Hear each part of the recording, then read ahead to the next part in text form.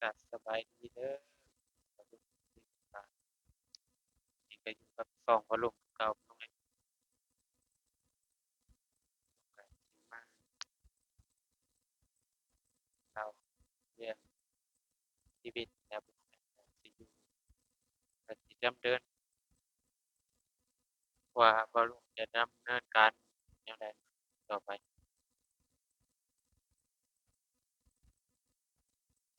ตอนนี้ก็ต้องกราบสบายดีพ่อแม่พี่น้องเป็นอย่างทางการ FC ทุกท่านที่อยู่ในประเทศและก็ต่างประเทศนี่ก็ยินดีต้อนรับสู่ช่องพ่อลูกพ่อลูกสิอยู่ไสสิอยู่นครนี่บ่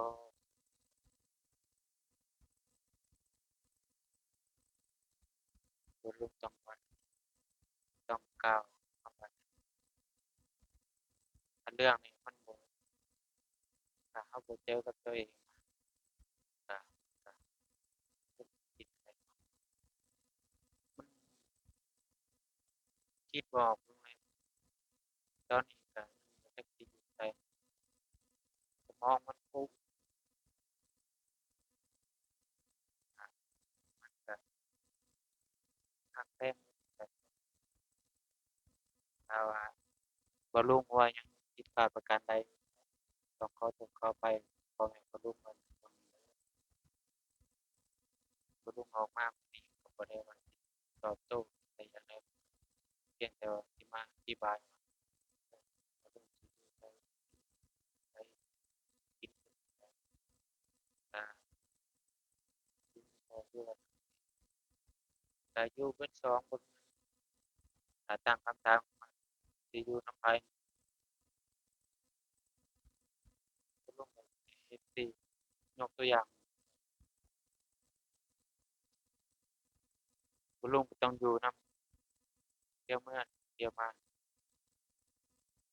อยู่นำเบิดสองเราก็ต้องอยู่นำเบิดสองเราก็เบิ่งเบิดสอง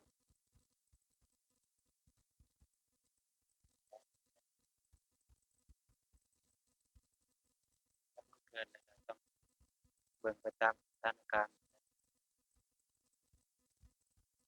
ถ้าผิดพลาดประการใดก็ต้องขอโทษไว้คุณลุงบ่ได้นี่แหละมื้อนี้คุณลุงก็อยู่เรือนพู้นแหละก็อัดคลิปอยู่เรือนเนาะเพราะว่าสมองมันฟุ้งเฮ็ดถ่ายคลิปก็อาจจะเว้าบ่ม่วนบ่เว้าบ่แม่นบ่คุณลุงก็ต้องกราบขอโทษพ่อแม่คุณลุง FC ทุกท่านเด้อก็ขอบคุณเนาะคุณลุงที่ว่าคุณลุงที่เว้ายังคอยแชร์แบบ เราก็ยังกำลังเริ่มแต่กำลังพัฒนาตัวเองไปมันก็เราต้องเว้าเก่งคือแบบยกตัวอย่างแบบว่าเพิ่นระดับแสนระดับล้านเนาะก็คือแบบว่าลื่นไหลคือเพิ่นก็ต้องแบบตัวอย่างแบบบ่ลุกจะพาทิ้งตัวอย่างแบบคนบางคนแบบเพิ่นเว้าเก่งแบบนอกกล้องเฮาเว้าเก่งก็อย่างเว้าเว้าเป็นแต่พอแบบเฮามาอยู่ในยูทูบเฮามาอยู่ในยูทูบแล้วโลกสื่อออนไลน์เว็บไซต์บันเทิงต่างๆมันก็ยังมีความเปิดกล้องนี่นะครับมันยังเว้าบ่ทันเก่งเราก็ต้องคอยรับฟังคำแนะนำจากผู้เพิ่นมีประสบการณ์เนาะเบิ่งเนาะ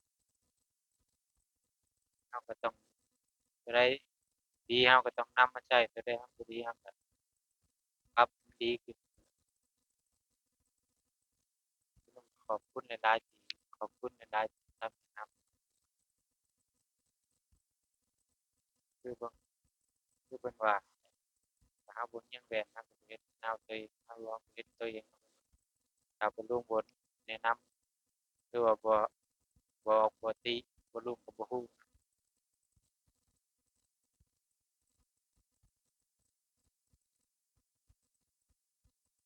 ตอนนี้ลุงยกคำถามยกแบบตัวอย่างให้เบิ่งเป็นหยังตอนนี้ลุงคือบ่อยู่นำบ่ได้อยู่นำระบาวรักษาอยู่นำก็เพราะว่าในต่างมีทั้งยายทูอะทั้งพ่อตาแม่จ้ามีทั้งลุงขอพาดพิงเพิ่นไปเอาเป็นว่าในครอบครัวเพิ่นก็8-9คนทั้งแม่บ่ลุงอีกก็สิเป็น10คนเฮาก็อยากอาหารการกินเฮาก็อยากบ่อยู่ระบาวรักษาเพิ่นก็บ่ได้ว่าหยังดอกเฮาก็อยู่เฮาก็ความอกเกรงใจ แต่พ่อลุงก็อยู่คือเก่านั่นแหละพุ่นเว้ยแต่คราวตะกี้แต่ยังน้อยๆก็นอนนำน้องมิตรนำเบาต้าแต่คราวบ่ได้เฮ็ดยูทูบตะกี้เนาะแต่เฮ็ดยูทูบจั่งใดก็ยังนอนคือเก่านอนคือเก่าอ้ายน้องขึ้นมาแบบตะกี้เนาะแบบตะกี้แบบพ่อลุงอยู่นาเนาะยังบ่มีไฟคือไฟโทรศัพท์แบตแบบหัวโคมบ่หรือหยังนี่ที่เขาเจ้าใช้แบบหาปูหาปลานะทางผมใช้แต่ว่าฝั่งลาวเขาเอิ้นหัวโคมไปส่องหาปลา ทุกดินพืชไร่เฮามันอยู่ธรรมชาติแต่ตอนนี้เฮาก็สับสนยังคิดยังบ่ออกว่าเห็นอยู่ไสบ่รู้ก็อยู่เบิดมันฟูจั่งใดก็คิดบ่ออกจักสิเว้ารู้แต่ว่าเฮาคิดบ่ออกก็เจอกับตัวเองสมองฟูเจ็บว่าคิดบ่ออกเลย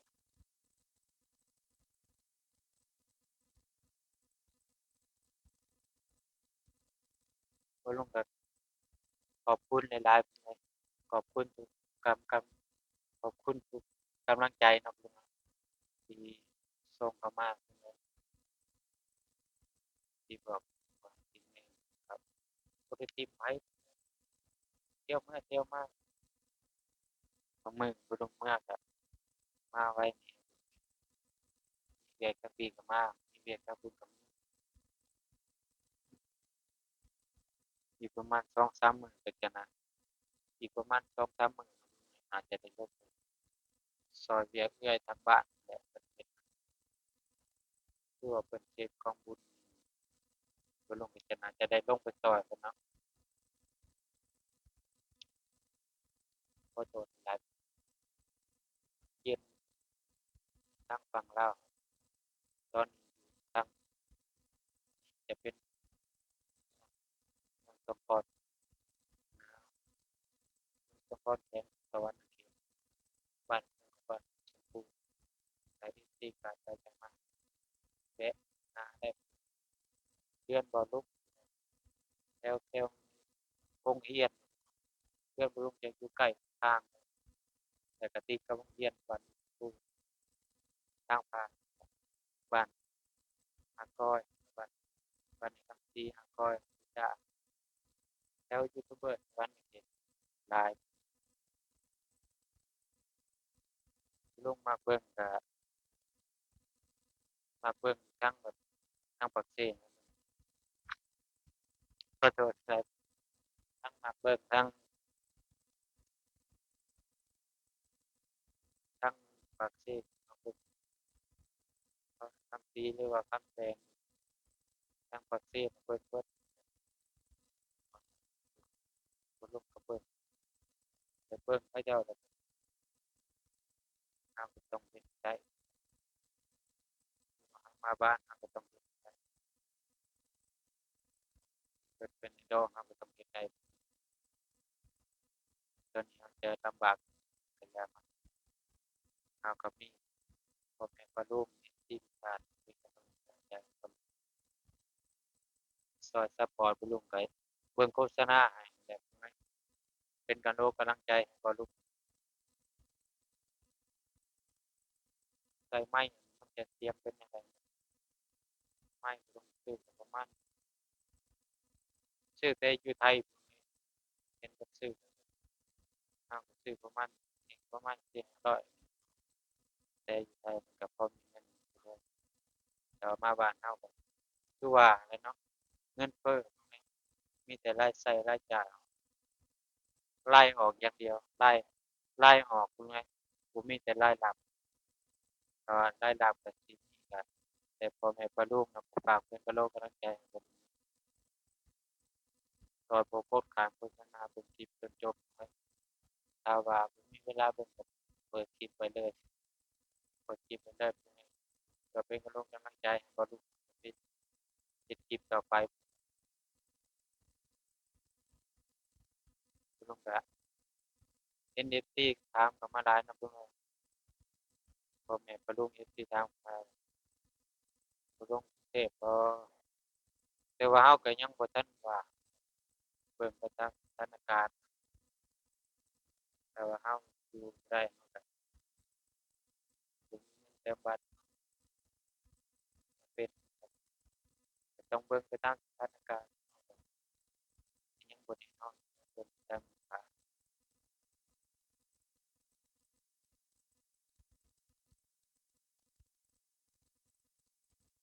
ที่ว่า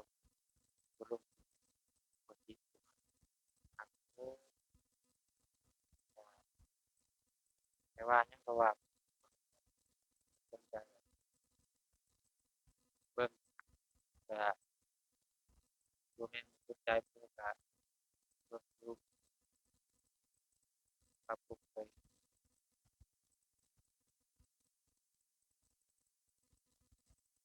ไปก็บ่สบายปวดกระต้นกระโตนนี่แหละสบายจักหนาวไปไสก็ไปได้หนาว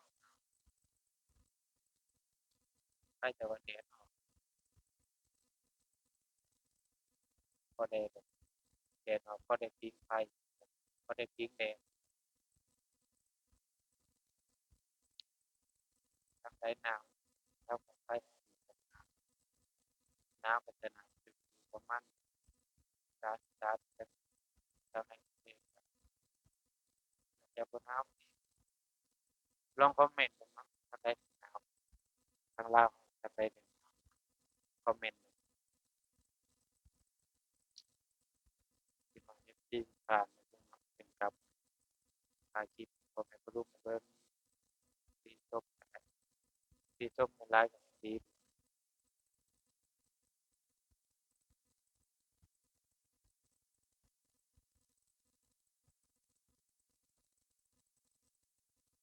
เป็นขึ้นโคกและเพื่อนไว้อยู่ที่นะครับถึงกระลุงซอยมาคือกระโลกอะไรขอบคุณหลายๆเด้อที่ซอยขอบคุณหลายๆต้องอย่างก้าวขามันให้ได้เนาะก้าวขามันได้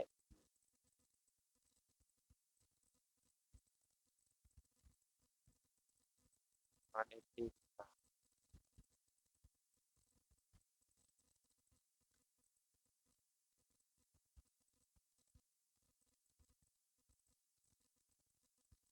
ทั้งอันนั้นอืม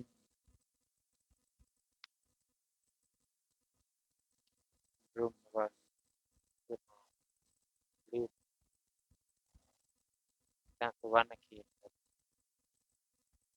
เห็นแบบอยู่ในอันนี้แคมป์ของแถวปัวอาจจะบรรยากาศดีเนาะยามแลงๆบ่ลุงเห็นแบบแคมป์ของนะอยู่ในจังหวัดแถวแบบพวกเขาเจ้า วัดเราก็มีบ่อนให้เที่ยวได้เพียงแต่ว่าเราบ่รู้จักซื่อๆ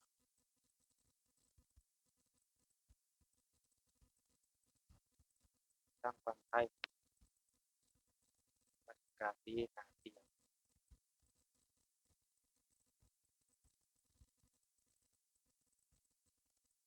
คุณลุงก็ขอบคุณทุกกำลังใจหลายๆเด้อ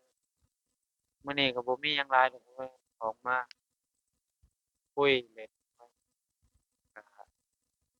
ฮอด FC ครับก็บ่ได้ไปไสก็พักผ่อนสมองจักหน่อยพักผ่อนสมองหักโหมหลายเนาะผ่อนสมองคิดจักหน่อยก็ได้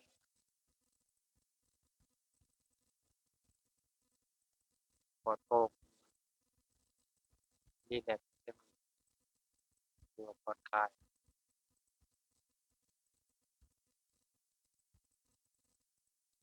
เรื่องเงินบ่ได้มากเด้อก็พอบ่ลงก็ก็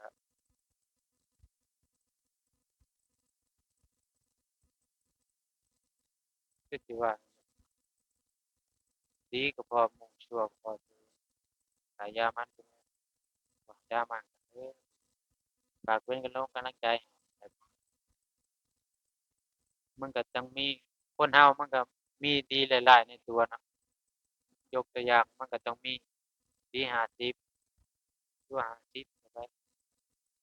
คนเราคนดีมันบ่มีดี100%อันดี100%โอ้มันก็ต้องมีแบบดีบ่ดีแหน่อ้าวบ่ให้ว่ากันเบิ่งแหน่ฝากเป็นกำลังใจให้คือเก่าคิดฮอด FC ทุกท่านเคารพรัก FC ทุกท่านพ่อแม่ป้าลุงคุณตาคุณยายหลายๆที่เป็นกำลังใจวันนี้ลุงก็ออกมาเว้าออกมาคุยเล่นคิดฮอดอิหยังก็เว้าหรือว่าบ่ลุงว่าผิดพลาดประการใดก็ต้องขอโทษขออภัยทั้งหมดที่ถูกต้องก็ต้องขอโทษขออภัยหลายๆอันนี้บ่ลุงก็น่าจะได้จบคลิปแล้วเนาะบ่ลุงฝากคิดฮอดคิดถึง FC ทุกท่านหรือว่าพ่อแม่คุณลุงคุณตาคุณยายฝากคุณลุงฝากกดไลก์กดแชร์กดติดตามแล้วก็เป็นกำลังใจกดแชร์กดคลิปจนจบแล้วก็กดไลก์ครับผมเนาะเพื่อเป็นกำลังใจให้บ่ลุงเด้อไปแล้วพบกันคลิปหน้าบาย